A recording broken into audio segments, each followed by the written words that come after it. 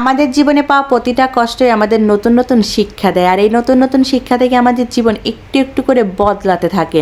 আর এই বদলাতে বদলাতে একটা সময় একটা পরিচিত মানুষও অপরিচিত হয়ে যায়, চেনা জানা সহজ সরল মানুষটা অচেনা হয়ে যায়।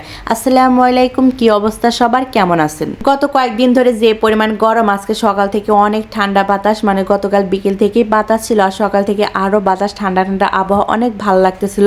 কিন্তু একটা কথা কি জানেন, আমাদের এখান দিয়ে বৃষ্টি হয় না, শুধু বাতাস হয়। আমি আর আমার তালের আটি অনেকক্ষণ বারান্দায় দাঁড়িয়েছিলাম, ঠান্ডা ঠান্ডা বাতাস খাচ্ছিলাম। আমার মেয়েটা আম দেখতেছিল, পাখি দেখতেছিল, এগুলো দেখতেছিল। তারপর চলে আসলাম রুমটা গোছানোর জন্য, কারণ গতকাল বিকেলে একটু বাতাস হয়েছে আর রুমে অনেক ময়লা ঢুকছে, তাই ভাবলাম সকাল সকাল একটু বেডশিটটা চেঞ্জ করে নিই। এই তো রুমটা একটু সুন্দর করে সাজিয়ে নিলাম পরিপাটি করে। যতই পরিপাটি করে রাখি না কেন, আমার মেয়েটা কিছুতেই রাখে না, ওই এলোমেলো করবেই। যাই হোক, তারপর চলে আসলাম দুপুরে রান্না বান্না করার জন্য। গত কয়েকদিন ধরে যে পরিমাণ গরম মানে গেছে, তাতে মুখের রুচি একদম চলে গেছে, তাই ভাবলাম একটু মুখের রুচি ফেরানোর জন্য গন্ধ পাতালের দিয়ে একটু বড়া ভাজবো। আর এখানে মাছ রান্না করার জন্য আমি মশলাটা আগেই কষিয়ে নিয়েছি, তারপর এখানে মাছগুলো দিয়ে দিচ্ছি।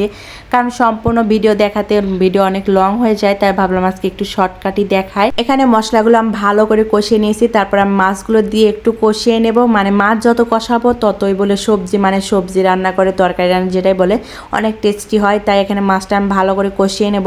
আর যেহেতু আমরা ঝাল লবণ একটু বেশি খাই, তাই সব কিছু একটু টকটকা লাগে। যাই হোক, মাছগুলো আমি কষাতে দিয়ে দিলাম। এই তো আমার মাছগুলো কষানো হয়ে গেছে, আমি উঠিয়ে নিয়েছি। এরপর দিয়ে দেবো, আজকে মাছ রান্না করব আলু আর বেগুন দিয়ে। কি জন্য জানিস, কোনো কিছুই ভালো লাগতেছে না, সবজি বলেন বা তরকারি বলেন, কোনো কিছু ভালো লাগতেছে না। তাই আজকে একটু অল্প তরকারি, আর যেহেতু আমাদের বাড়িতে অনেক মানুষ, তাই সবসময় একটু বেশি বেশি করে রান্না করতে হয়। এদিকে আমি বড়া বানানোর জন্য ডাল বেটে নিয়েছি, গন্ধ পাতালগুলো আমি বেটে নিয়েছি, তারপর মরিচ বেটে নিয়েছি, তারপর এখানে আদা রসুন দিয়েছি, বেশ পরিমাণ পেঁয়াজ, তারপর হলুদের গুঁড়ো, ধনিয়ার গুঁড়ো, মরিচের গুঁড়ো সামান্য দিয়েছি, দিয়ে তারপর লবণ দিয়ে পরিমাণ মতো সব কিছু দিয়ে তারপর ভালো করে আমি মাখিয়ে নেব। কে কে এই পাতা দিয়ে বড়া বানিয়ে খাইছেন অবশ্যই বলবেন, আমার কাছে এটা ভীষণ ভালো লাগে। যখন মুখের স্বাদ চলে যাবে তখন এটা বানিয়ে খাবেন, দেখবেন মুখের স্বাদ ফিরে আসবে। কারণ এটা খাইলে নাকি মুখের স্বাদ ফিরে আসে। তারপর এটা দিয়ে পিঠে বানিয়ে খেলে অনেক মজা হয়। আর এদিকে আমার তরকারিগুলো কষানো হয়ে গেছে, আমি ঝোল দিয়ে দিয়েছি, তারপর উপরে মাছগুলো দিয়ে আমি ঢাকনা দিয়ে দিব। আমার কি জন্য জানিস, মাছ দেখতে ইচ্ছে করতেছে না, তাই আমি আজকে তো মাছই খাই না, আমি শুধু এই বড়া দিয়ে ভাত খাইছি, অনেক মজার হয়েছিল। তারপরে এখানে আমি একটু গোল গোল শেপ করে দিয়েছিলাম, যেহেতু ছোট ছোট করে ভাবছি, কারণ ছোট ছোট দিলে একটু অনেকগুলো হয় আর ক্রিস্পি ক্রিস্পি হয়, খেতেও ভালো লাগে। এই তো এক পাশ হওয়ার পর আমি উল্টিয়ে দিচ্ছিলাম। আর বড়াটা খেতে ভীষণ মজা লাগে, আমরা তো এমনি অনেকগুলা খাইছি। আর গরমের কারণে কোনো কিছু ভালো লাগতেছে না, কি জন্য জানি ভালো লাগতেছে না, কোনো কিছু মানে স্বাদ লাগতেছে না।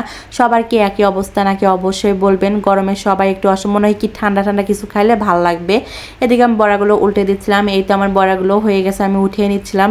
আর খেতে এত এত মজার হয়েছিল, কি আর বলবো। সবাই কি খাইছেন এই বড়াটা অবশ্যই বলবেন।